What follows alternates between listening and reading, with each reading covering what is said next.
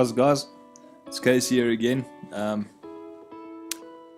think today I kind of want to introduce myself a little more as to, the foundation behind why I'm doing this.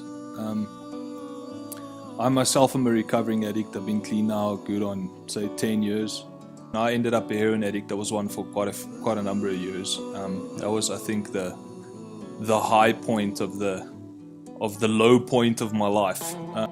It all started with grass, the good old-fashioned weed.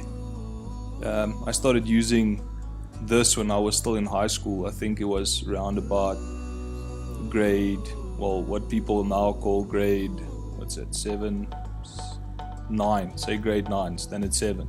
You go to classes, you do what you got to do, and then at break times you kind of sneak away and you hang out with that guy that's got the grass, and you smoke a bit of weed and it's all hunky-dory and you think everything's okay and you're not really doing anything wrong, until it becomes such a daily occurrence that you're bunking most of your days sitting in the bushes smoking grass or not even going to school to start off with.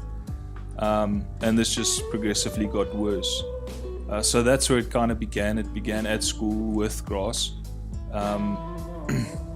And slowly it started progressing, as you get involved in, you start leaving the spheres of sport and academics and the good old-fashioned friends. You're hanging out with the wrong kind of people, and you always on the weekends find yourself in a social sphere of people, and there's always that one guy, that one dude who just has something else besides grass. He's got some ecstasy, or he's got some acid, or he got his hands on some cat or coke or whatever it might have been. But there's always that guy. He's always a little older than you. He's like the neighborhood knows him to be this guy. And all the way through this, you're thinking to yourself, I'm not gonna be like him. I'm not gonna be that guy. When you look again, it becomes a habit. It's a once every month kind of situation, maybe even every 2 months. And the grass smoking is progressively getting more and more. But now you start hitting all these other drugs, and you think to yourself, yes, this stuff is actually quite lacquer. And you kind of go out of your way. You're not like organizing it just with this guy. You're now organizing it on your own, and you end up getting this stuff, and it becomes. It's no longer once a month or every 2 month stories. It's now a once every second weekend story. And, this kind of progresses, and your entire schooling life kind of goes down the drain.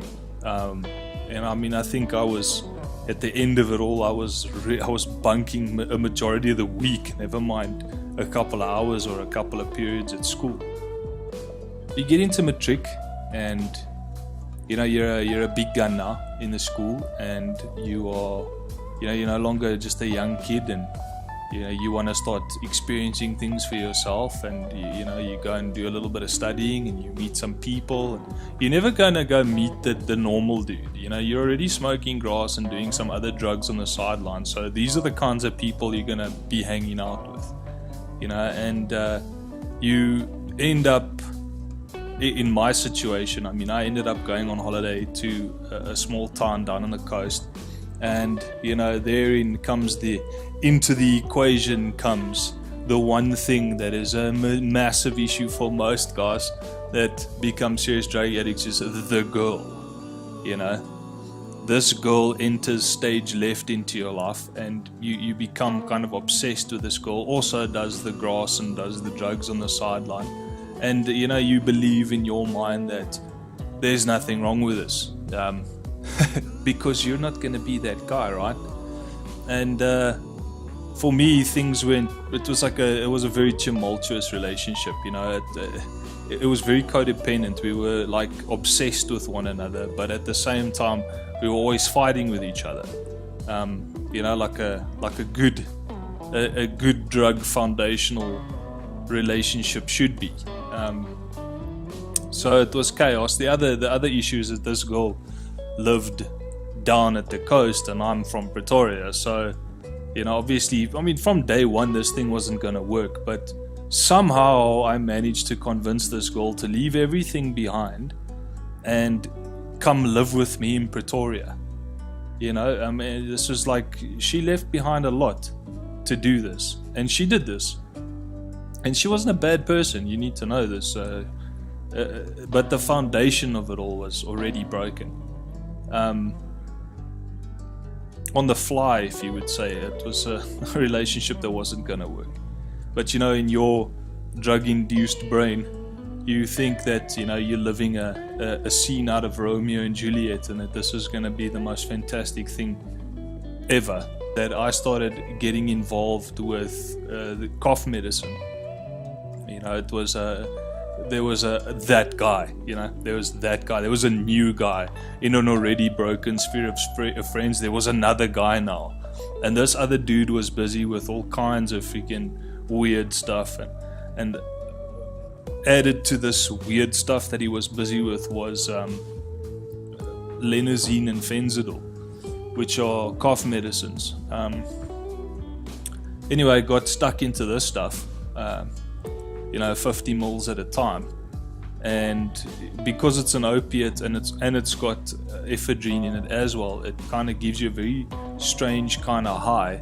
But because it's an opioid-based medication, it's incredibly dependent producing. So in other words, you become addicted to the stuff pretty quickly, and the weirdest thing starts happening. I mean, this is a totally different kind of drug, opiates. You use this stuff for a couple of days in a row and your body starts craving it, and at this point you don't know this. You're still a young gun that's not going to be that guy, right? So what happens is you stop using for a little while, and then your body starts freaking out. You start getting cold shivers, you start not being able to focus properly, you're incredibly tired, your nervous system, you like twitch everywhere. So what I know now to be is withdrawal, but back then you don't know. So you're freaking out, and you go and you grab some more of the stuff, you drink it, and 5 seconds later you're fine again. It is at that moment that Casey knew he screwed up. Except I didn't. Once I'd used again, the pain and the withdrawal symptoms disappeared. And it was at that moment, I think in my life, that I became a serious drug addict. I remember this girl left because I had gotten involved with this cough medicine, and she didn't want me to do this. She wasn't going to be part of that scene. She was like, I'm going to smoke my weed and I'm going to do my small drugs on the sideline here, and I don't want to get involved with this. This is not for me. And she left. And in my stupor, I decided to go and follow her back down to where she was. And I thought I was going to win her back. I was going to stop doing this and I was going to win her back. And I remember getting there, and she was very distant with me, and she was hanging around a group of people. And again, in this group of people, there's that guy. And that guy was the heroin addict. I remember buying a bag with them and using, and I remember that was probably the beginning of the end for me, because it had the same effect the cough medicine had, except it was cheaper and it was 10 times stronger. And I remember using for a couple of days there, coming back to Pretoria and realizing that my body was freaking out because I hadn't used in the whole trip down back from where I was. And I remember phoning my dealer at the time, and he was like, yeah, the usual. And I was like, do you have heroin? And you need to know that if your dealer tells you, dude, you need to stay away from that stuff and I'm not gonna help you, then you need to know that it's a bad thing. Anyway, I pushed the subject. Eventually, he just didn't want anything to do with me anymore. He gave me a number. I phoned this number. I remember the first time I bought heroin in Pretoria was in Sunnyside. I drove to a McDonald's there. I stopped, and in the parking lot, I waited for this guy, and he brought me a couple of bags of heroin, which I paid for, and that's where it all went south for me. And that was years and years and years of absolute chaos in my household. I went from being a semi-functioning human being to being an absolutely zero-functioning human being. I was stealing, I was lying, I was cheating, I was manipulating. I drove my family to a point of absolute insanity. I mean, my mom had a nervous breakdown. My old man lost his mind to the point where he would just fly into me. He didn't know how to deal with it. I don't hold it against him, but I mean, I broke the man, and he almost broke me on numerous occasions, because I don't think they knew how to deal with this. They were watching their child die in front of them, and they didn't have an idea on where to go. And that is an incredibly hopeless feeling, I can imagine. It came to a point where I eventually got arrested. I went to prison, and then inevitably ended up in rehab. That's a very short version of what happened to me. The point is that it starts with something innocent, with the idea that you're not going to be that guy. People find out that you do this, specifically in your family. They think it's a phase. They think it's going to go away. They think you're going to get over it. And a culmination of all of these things at the end of the day leads to an addiction that is probably going to kill you.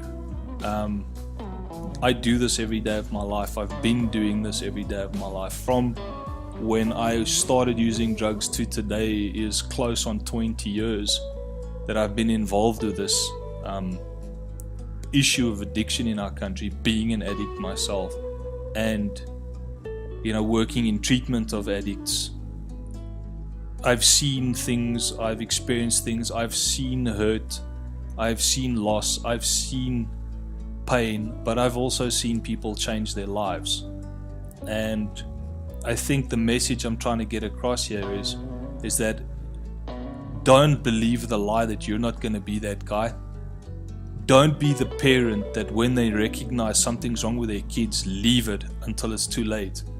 Don't be the person that thinks that you're above this, whether you're the addict or whether you're a family member or a parent of an addict. You're not above this. This thing will come into your life. This thing will take over your life.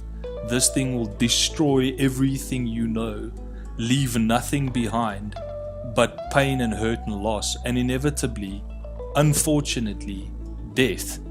And I've seen that happen more times than I care to share.